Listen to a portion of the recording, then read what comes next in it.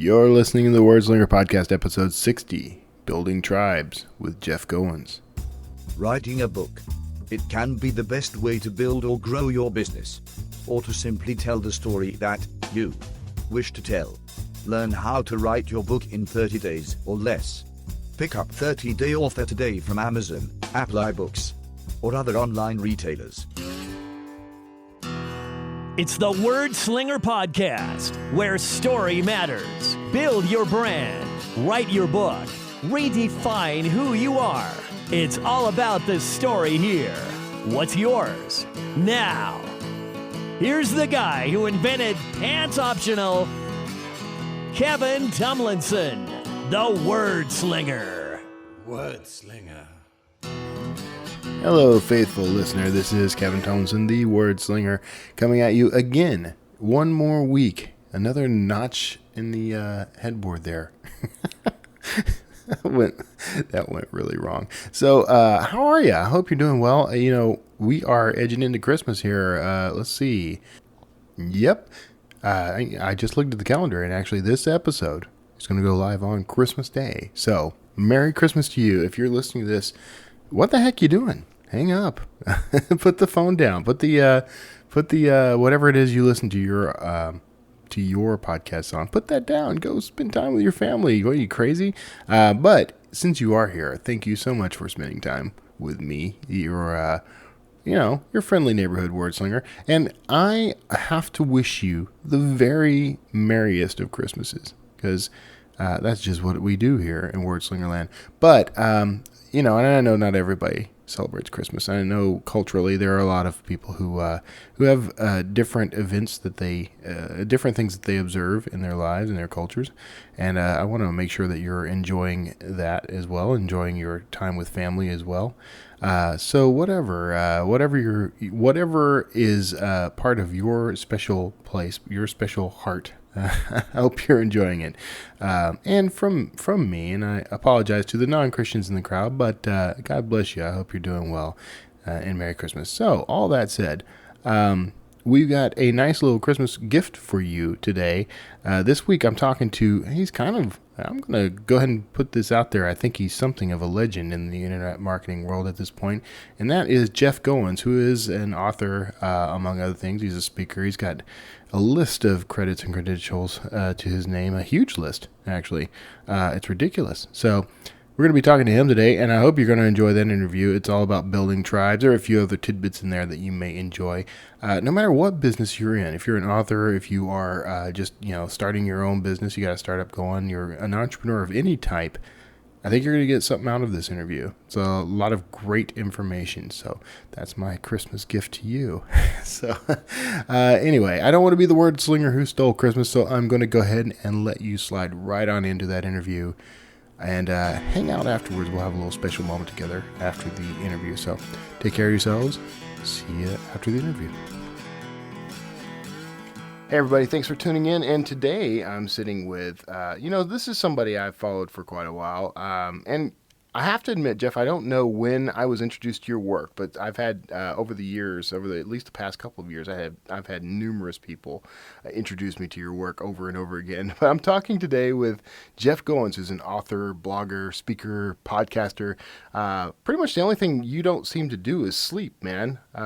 You seem like you're pretty active. How are you? Thanks for being on the show. Well, thanks for having me. I love my sleep. I'm a big fan of sleep. I think that's I do a lot of things, but mostly because they're fun, and they probably don't take as long as it sounds, or I don't know. I try to structure my life around the things that matter to me, which is really doing good work and helping a lot of people and spending time with my family. So let's talk a little about the good work you're doing, because I know you center a lot around building tribes and that sort of thing. How'd that get started, and what is that? So a tribe is an audience, a group of people who care about what you have to say, and I think it's different from a crowd. Like a crowd of people is a bunch of people who are gathered for something that they don't know what, right? It's just a bunch of people in an area, and they're kind of like crotchety and not having a good time. A tribe is sort of this idea of going back to Kevin Kelly's idea of 1,000 true fans. It's not about having the biggest audience necessarily, but about having a group of people whom you are serving, and they are bought into what you have to say. They know, like, and trust you. They'll buy anything that you sell. They'll listen to anything that you say, and they'll interact with anything that you create. And that, I think, is the thing that every writer, every creative, and certainly every business needs. And how I got into that was out of necessity, which is, as we've heard, the mother of invention. I was a writer. I wanted to write books. I wanted to make a living writing. I didn't even know if that was a thing. Like, people did that. Yeah. You hear stories about people like Stephen King or whatever, but I didn't know that you could make a decent living just writing.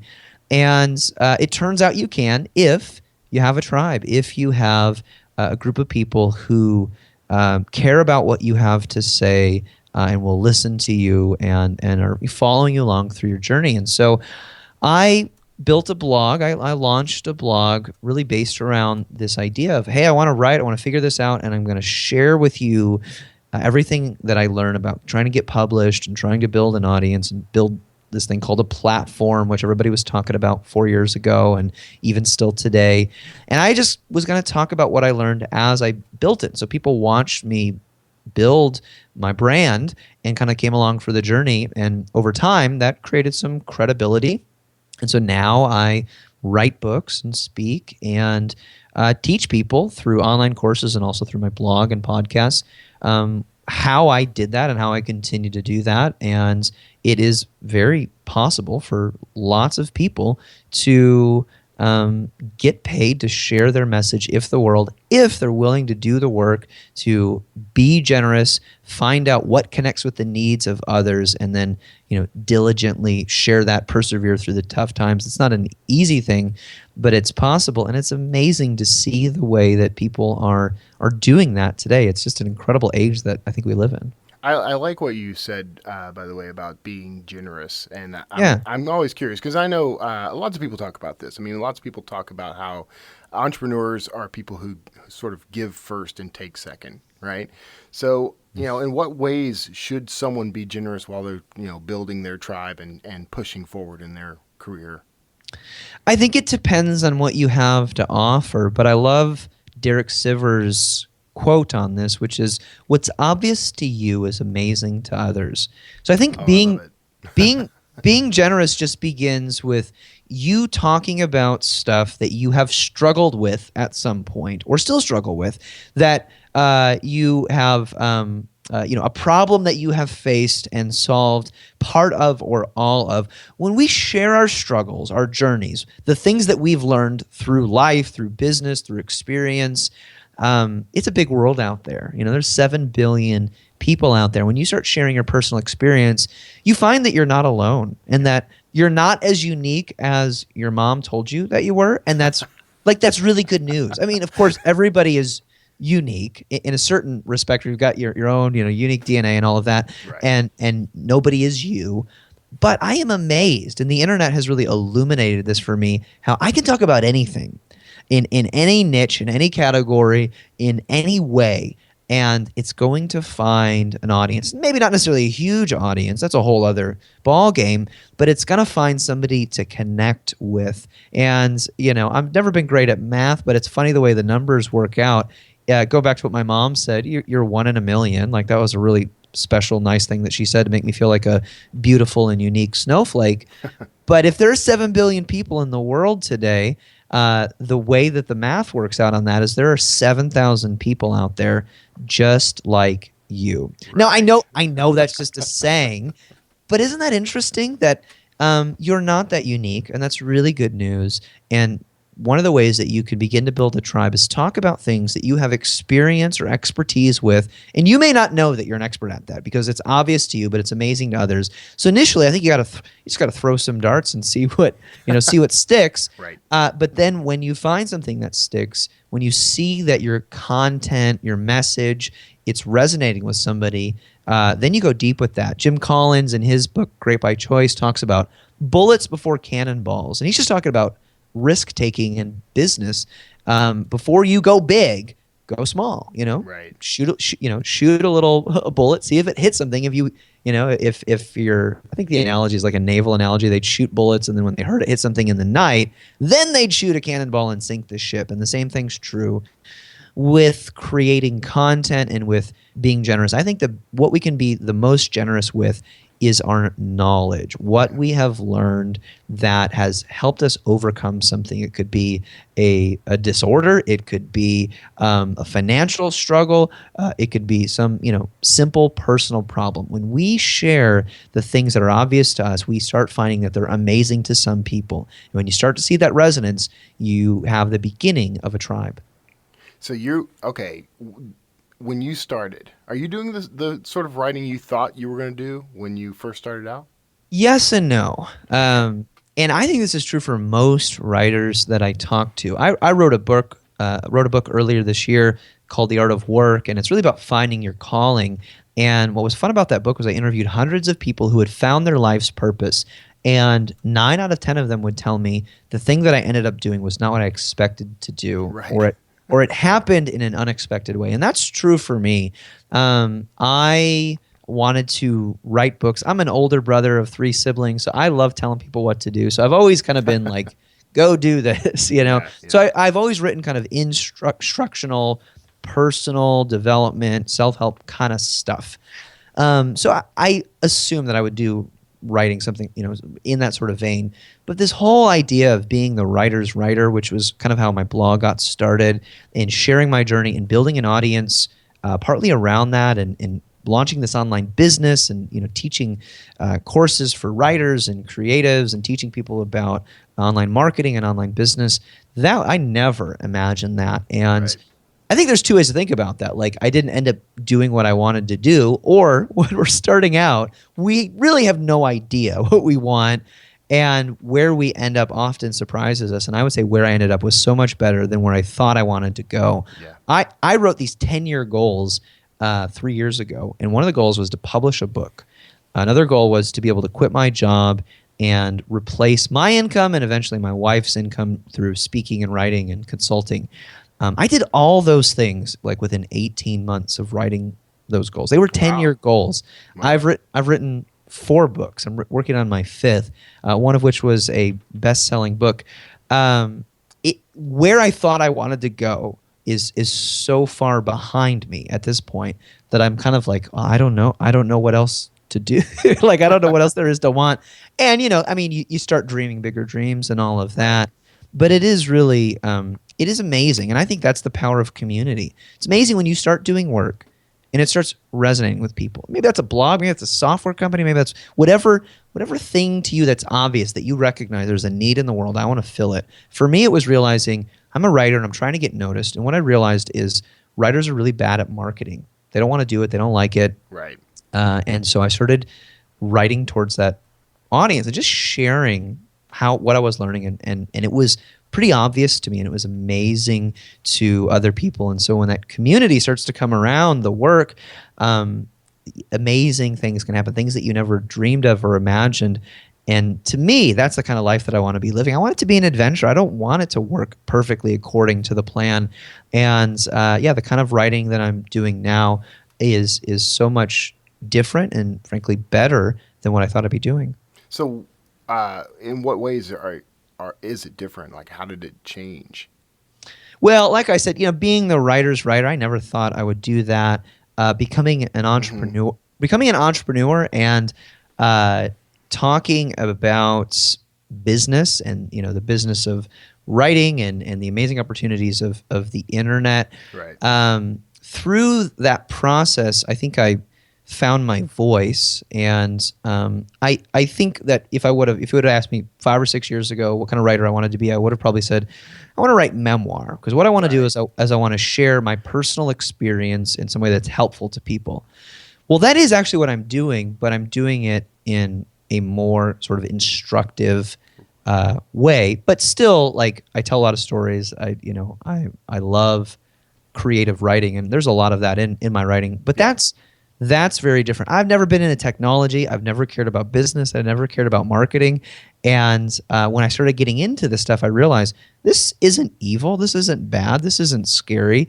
Marketing is just spreading ideas, and they can be good ideas or bad ideas. And if they're good ideas, it's not evil. And business makes can be a means to creating more art and putting more good things out in the world. And so I just started to learn these things and realize these prejudices that I had about these different areas that I do so much work in now were just unfounded. All of that, the fact that I'm an entrepreneur and that I'm into marketing and all that stuff, those were surprises to me. But I think they were fun ones. So, this idea that writers hate marketing is something that I've dealt with personally, and other writers I know and people I've coached and that sort of thing, they deal with the same thing. Like, what do you recommend for people who hate marketing? Because it does seem overwhelming. I'll be honest. Even now, I feel overwhelmed by the whole marketing process. So, what's your take on that? I think it's over. I don't think marketing for me is overwhelming. I think the newest thing. I think watching what my peers are doing and going, oh gosh, I got to catch up with that, and that just sounds exhausting. Yeah. That is overwhelming to me, and that's just. I think you just got to get really clear on what do I want to do, and I don't want to get left behind. But at the same time, I can't do everything, and I can't be all things to all people. I'll run myself totally ragged. Right. If you hate marketing, my challenge would be you're probably thinking about it wrong. Yeah. Seth Godin reframed my thinking about marketing. I was a marketing director at a nonprofit organization. This was never a job that I thought I would have. I had a double major in Spanish and religion in college, and here I am managing this marketing team for a nonprofit, and I had no idea. And so my boss was like, "Yeah, read this blog by this guy named Seth Godin, and you'll figure it out." And that was my marketing education, was reading Seth's blog every day and reading a bunch of books and using the internet. Worst ways to go. The worst way is there are worse ways to go. Oh yeah, the worst way is to like go to college and get a degree in marketing and right. And they're talking to you about 1970s era advertising or something. So I started doing that, and I learned that marketing is just helping ideas spread, and so it can be baked into the product like Apple tends to do, where I am carrying around this device with these white headphones because no other headphones, at least until recently, were white, and so it immediately stands out, and people go, what is that? And when I realized marketing wasn't about forcing people to do something, coercing or manipulating to do something they didn't want to do, but it was in fact helping. It could be helping worthy ideas spread. I was like, oh, it's not evil. It's not good. It's not bad. It just is. And if they're good ideas, it's good marketing. And if they're bad ideas, it's bad marketing. Yeah, that's the challenge then, is deciding or figuring out whether your ideas are good or bad, I guess. Mm-hmm. Yeah, and I think there are legitimate ethical dilemmas. Like if you're lying about the product, you're saying it delivers one thing and it doesn't, or if you think it's a good product but somebody else doesn't think it, think that, there are all kinds of dilemmas about, well, how do we still sell this thing because we've got all these costs in it. And I think that social media is just making it harder and harder to be a dishonest marketer. And so the best thing to do is tell the truth, admit when you're wrong or you screwed up, treat people like human beings, and at the same time, make sure that you are communicating whatever it is you have to offer in a way where there's clear benefit to the customer, to the audience. And to me, that's marketing. I'm going to spread this idea, but I'm going to do it in a way that connects with the needs of the audience. And if it doesn't actually fulfill this promise, then it's unethical. But if it does, then I'm just doing my job, getting this thing that I actually think could help somebody in front of them. Yeah. Okay, so you we mentioned this earlier. I mean, you're into a lot of different things. You're sort of like me on steroids. I think you're way ahead of me in this game, of course. But you do a lot of different things. How are you balancing all that? Like, how are you keeping your life going while you do all the business stuff? I don't think anybody ever has accused me of being on steroids of any kind. Well, Well, you're in the Superman shirt on your Facebook that's page. true. You look Yeah. a little buff, so I was giving you the benefit of the doubt there. Those are my those are my jammies. How do I balance it all? I read a book not too long ago called The Age of Unreason by Charles Handy. It was a business management philosophy kind of book. And in that book, there is a chapter about portfolios. And Charles Handy coined this term that I use now called the portfolio life. And he predicted in 1989 that the future of work would not be a 40-year career, but it would be a series of mini careers that we would organize in a portfolio. He said the future belongs to what he called portfolio people.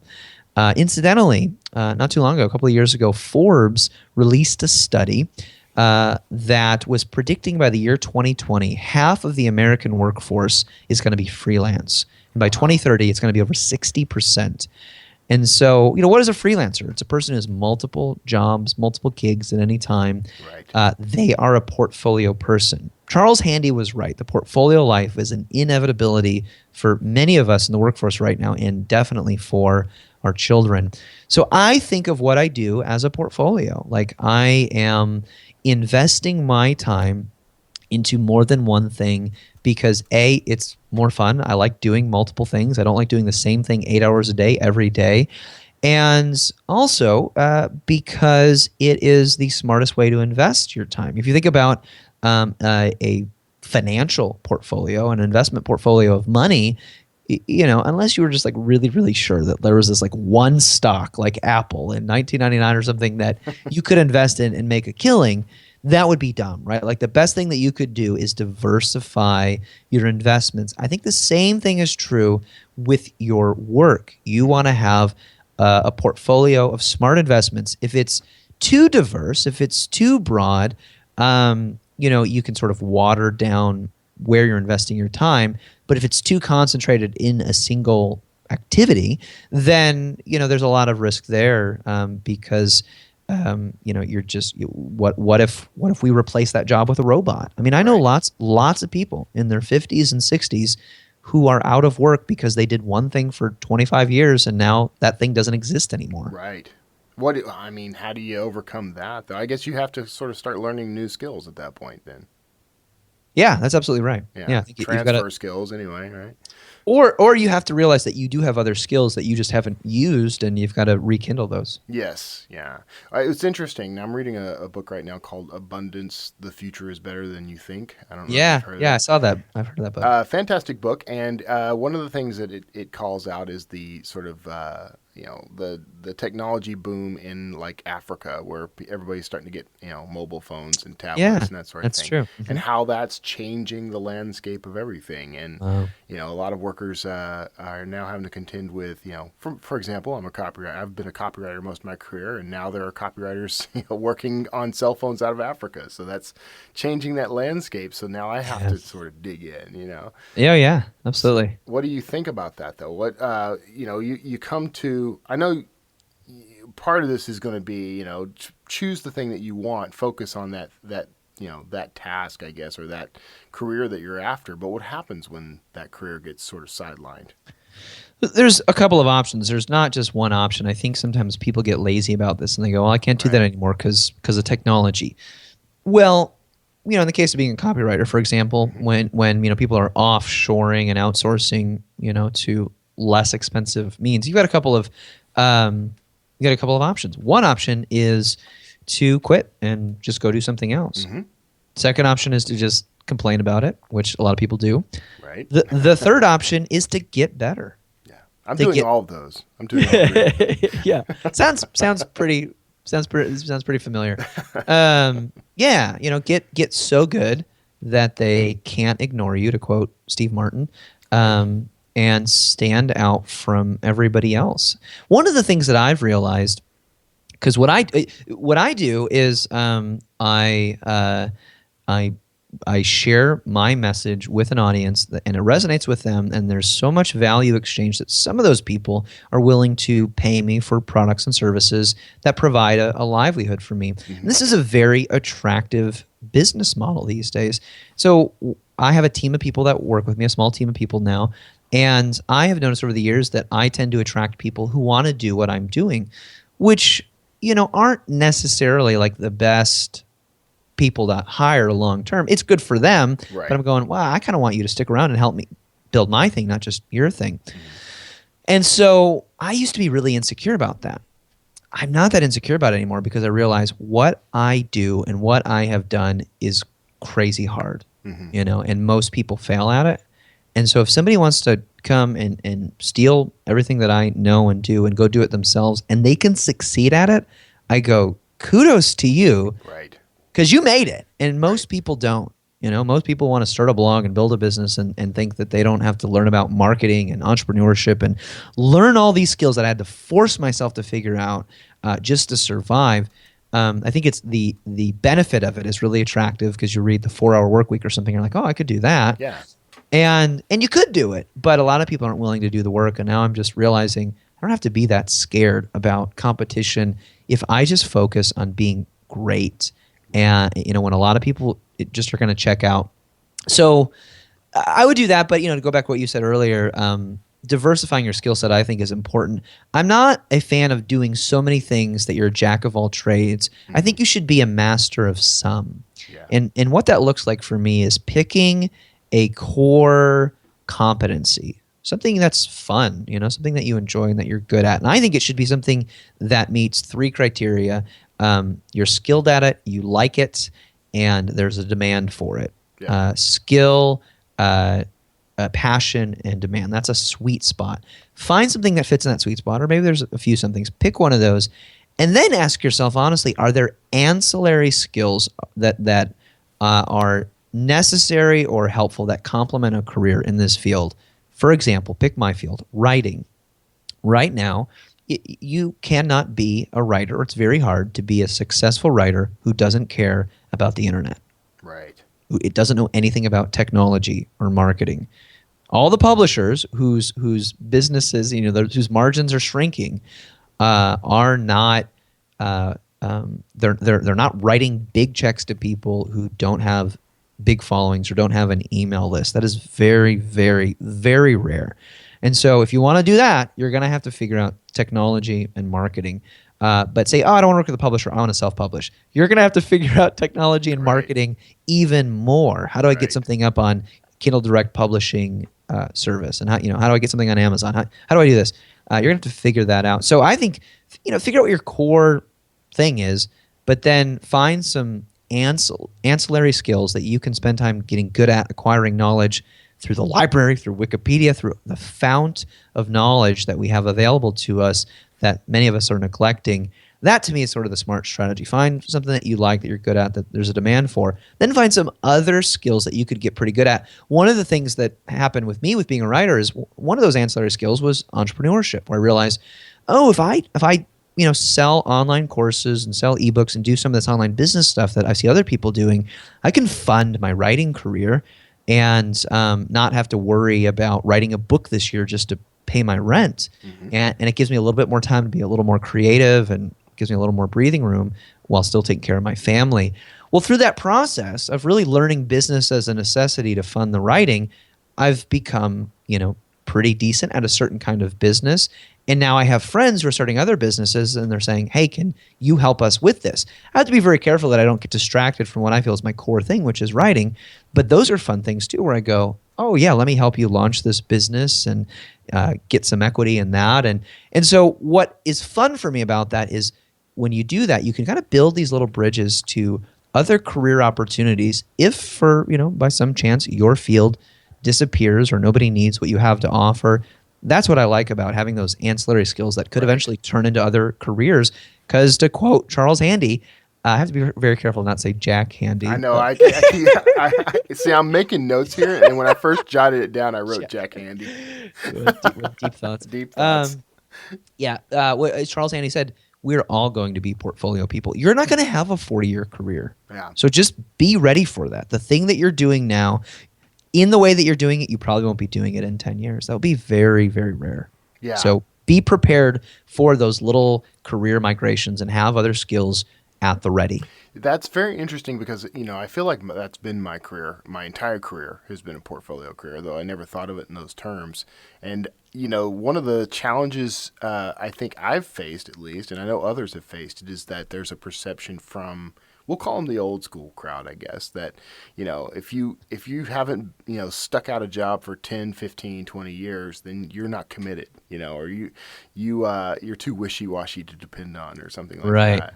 I don't know if you're kind of running your own gig, so you probably don't have challenges like that, right? Like people thinking I'm too wishy-washy. Yeah. Or... Do you face anything do you have trouble with anyone coming? I mean, I guess your audience is your boss at this point, so I guess you don't really have to face that. Yeah, in some ways, I don't have one boss. I have 100,000 bosses, Right? which has a whole other package of problems and complications and delights associated with it. What I struggle with is what you talked about earlier, which is not people necessarily wanting to hire me, because most of what I do is very entrepreneurial. I'm not writing for magazines and that sort of thing. But publishers pay me, and of course readers pay me, and customers pay me, and I am thinking about the kind of business that I have now might not exist in a few years. Like, to be able to sell information for an online course right now is a very lucrative way to run a business if you have some sort of proprietary information or process that people value. In 10 years, all that information just might be free online. So for me, that's the challenge, is the time window, the way technology changes so quickly. Those are the things that I don't necessarily worry about them because I'm not a real big worrier. But I think about them and I go, okay, I need to be ready for that. And I need to assume that it is going to change, and I need to have, other things ready to go. I think that it's not so much, I think what we have to get away from is this idea that we are dealing in proprietary information and that it's the information that matters. I think that what has evolved is a system where it's the delivery that matters. So, how good are we at conveying the message to the people who need it? And I think that's what people are going to pay for. Mm-hmm. To interject my own opinion there. Sorry. I think that's a great point, Kevin, because everything that I teach, people can sort of cobble together and find on the internet elsewhere. Yeah. What they're buying is they're buying somebody that they trust. Right. They're buying the voice. They're buying, which is often what you're buying. Like I went to Whole Foods the other day, and I was choosing between these two brands, and one was like a name brand, organic whatever, cheese or something, and the other was an, off brand, and there was a $1 difference, and I was like, wow, I bet the name brand is healthier, and it could have literally been the same thing, or I bet the name brand tastes better, and sometimes it does, you just got to figure that out. But often we're buying the brand, we're buying the name, we're buying the trust and assurance that comes with that. And I think you're also buying, with a quote unquote, proprietary information, which you eloquently said isn't so proprietary, because it is true. Right. There's an abundance of information now. I have to stop and catch myself when I go, like, what did we do when we couldn't Google things? Like, I'm doing this all day long. Somebody will say something and I'll go, oh, that's not true. Right.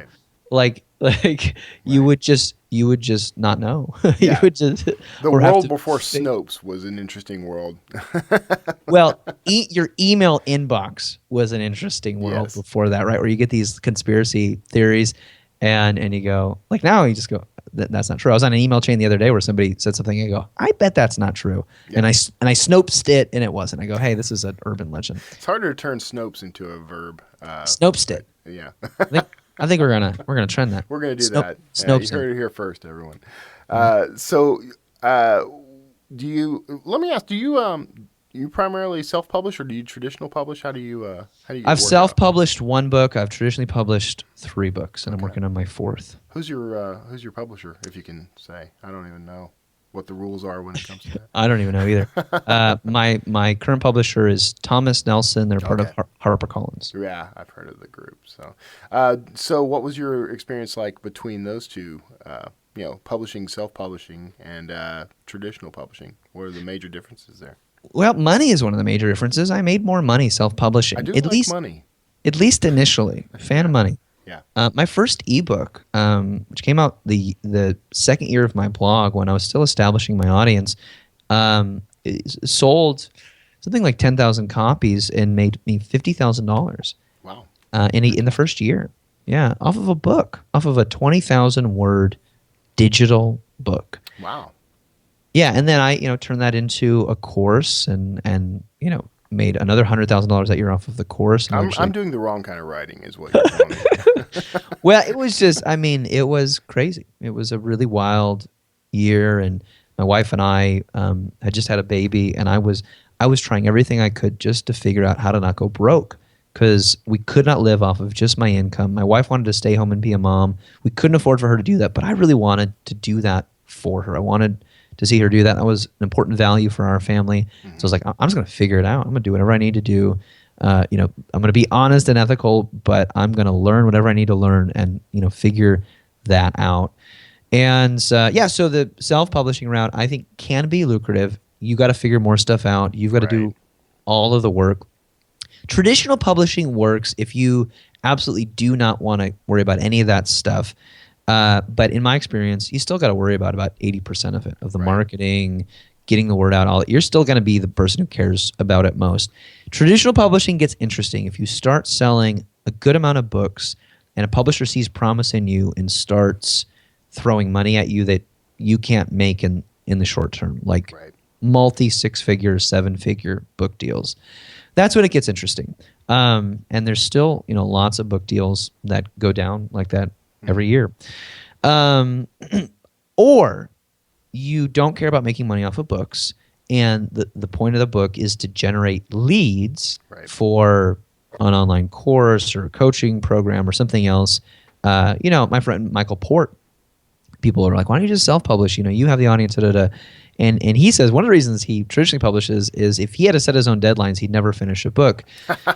The other reason is his business model is not selling books. His books are basically lead generators for other programs that he teaches and sells.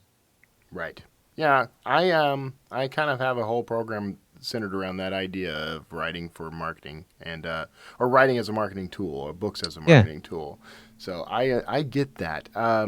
So what do you think that? Well, let me step back a little because I was curious earlier about mistakes. Are there any major mistakes you made coming in that you think, of course you learned from, but you wouldn't want to repeat, or or you wouldn't want someone else to repeat? Yeah, Kevin, I have led a mistake-free life. Oh, really? Okay, I kind of suspected that about you. I have no failure of which to account for. It's a loaded question, I know, and everyone asks that, but I do like to hear the mistakes because I've made tons of mistakes, and I want to pass on the wisdom from them, but I also want to soak up the wisdom from everyone else's mistakes so I can avoid them. No, me too. I'm right there with you. Mistakes. I think the biggest mistake that I made with writing was waiting so long to start blogging. The second, blogging has been essential for me in building the audience, giving me a public place to practice and hone my craft, and then see real time how it resonated with an audience. Can you imagine, going to learn, deciding that you want to learn how to play piano, and every day you go to the mall or some public place where they've got a public piano, and you just play for an hour. You play your scales and whatever, and I imagine the first few days, weeks, months, you're going to be like Schroeder from Peanuts with your head down, just playing if you're focused on your craft, and people are going to pass you by because you're not that good. But as you continue to practice in public and people keep walking by and you get better and better, and the months and years go by, I imagine that at a certain point you look up and you see a whole crowd of people watching you because you're that good. In some ways, blogging was like that for me, where I was just practicing in a public place, and little by little, people started passing me and taking notice, and more of those people grew as I, got better. So I would start blogging earlier, and the second mistake that I made was I quit. I started blogs and I would quit, and I would start writing and I would quit. I just would have stuck with it. Like, I have younger siblings, and I'm like, I don't care what you do. Start a blog today. Have a personal website. You need a personal brand, even if you don't realize it right now. No matter what you want to do, like, you need to own that right now. Is a blog still that powerful? Oh yeah, absolutely. Yeah. Yep. Yeah. I mean, are people still reading on the internet? I don't disagree. I just wanted to know your perspective, because my feeling is that blogs kind of get, you get overwhelmed with it. So I always wonder. Yeah. Yeah. No, it's a great question. And I did a podcast recently where somebody was like, people still blog? I was like, I don't know what to tell you. Like, I have 250,000 people, visit my website every month. Right. I mean, yeah, I think undeniably blogs are still powerful. So and what's your blog schedule and process? Like, how do you keep the blog going? Right now, I used to blog every day. Mm-hmm. And I don't do that anymore, partly because, like you said, there are a lot of blogs. There is a lot of noise. And so I think one of the ways that you stand out is by writing better content, and when you have something to say, saying it, and not just trying to stay top of mind, because everybody's trying to stay top of mind, and it just becomes a lot of clutter. So I think the way that you get above that clutter, where the cream rises to the top, and I believe that in any industry, in any market, things get so crowded, the cream still rises to the top. I think that's the world that we're living in right now with content production. Everybody has got a blog, and more people are every year we have more podcasts than we did, the previous year, and it's like doubling every year. I can't remember the statistics, but it's crazy.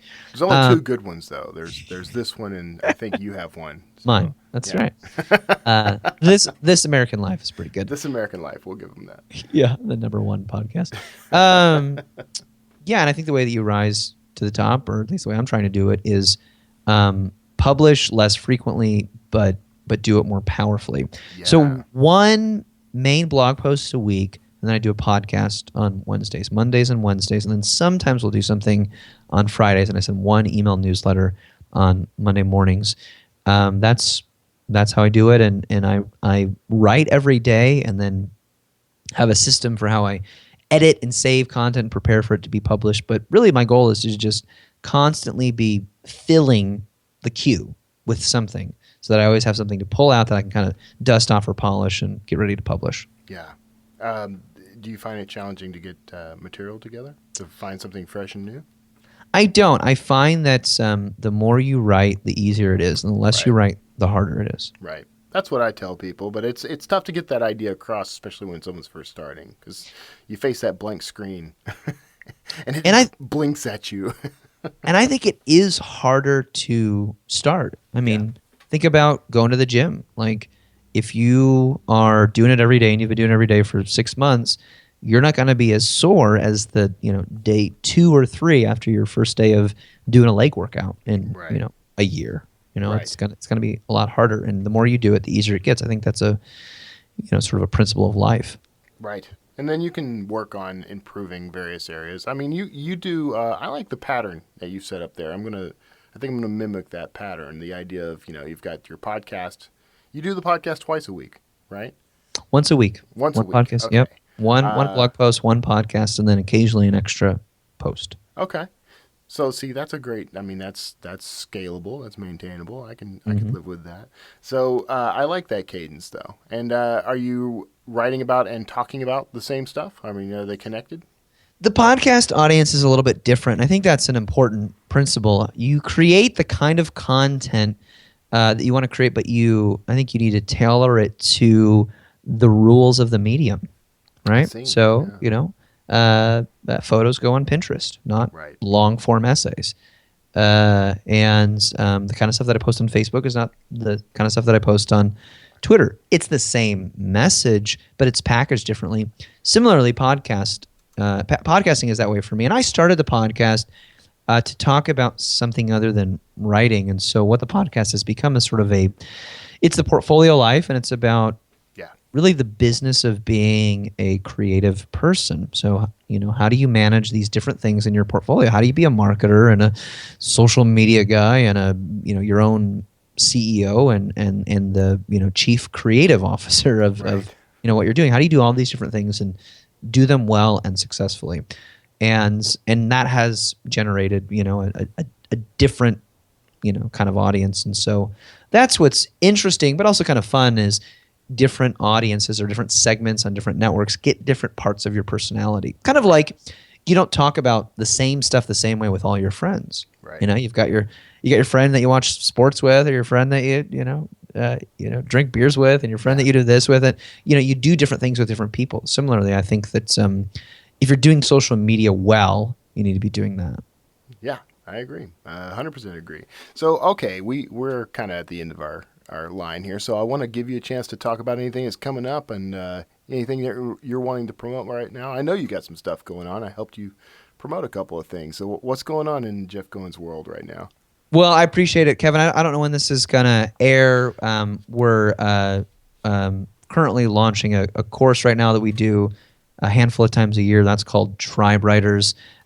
So that's a fun thing. But really, the thing that I think that's that I think would be most helpful to your audience is if they're interested in what I'm doing, they should go to my blog, goinswriter.com.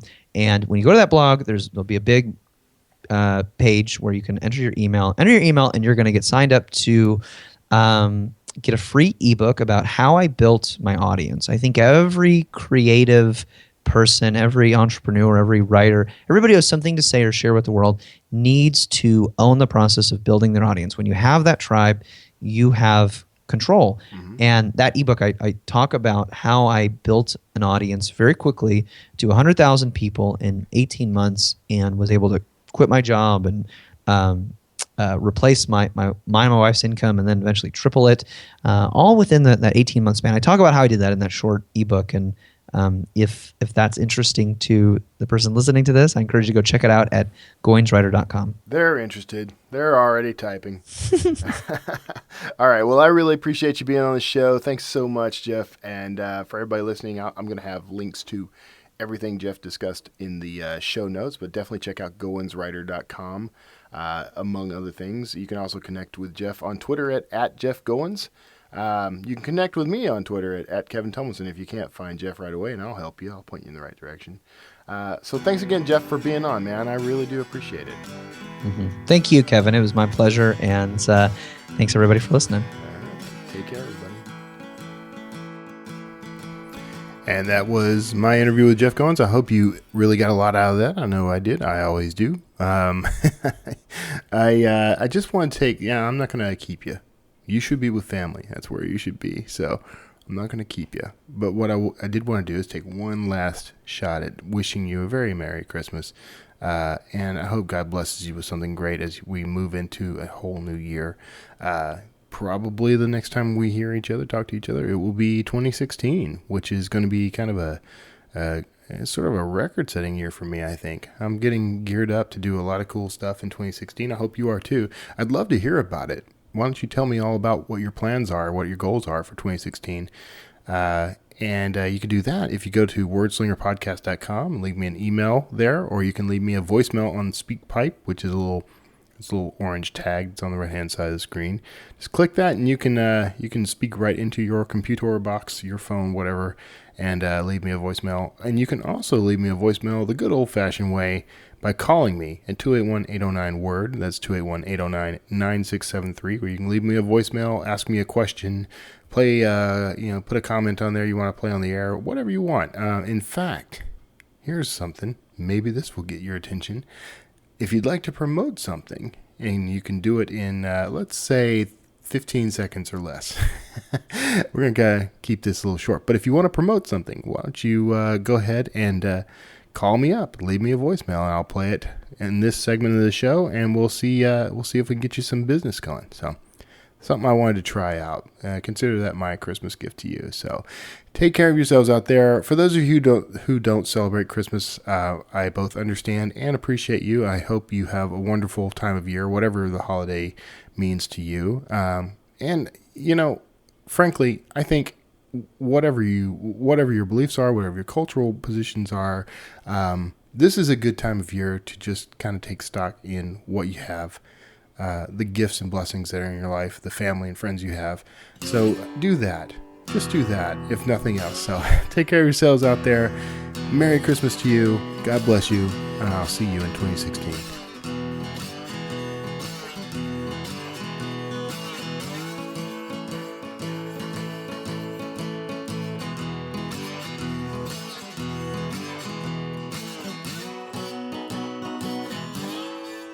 Word Slinger.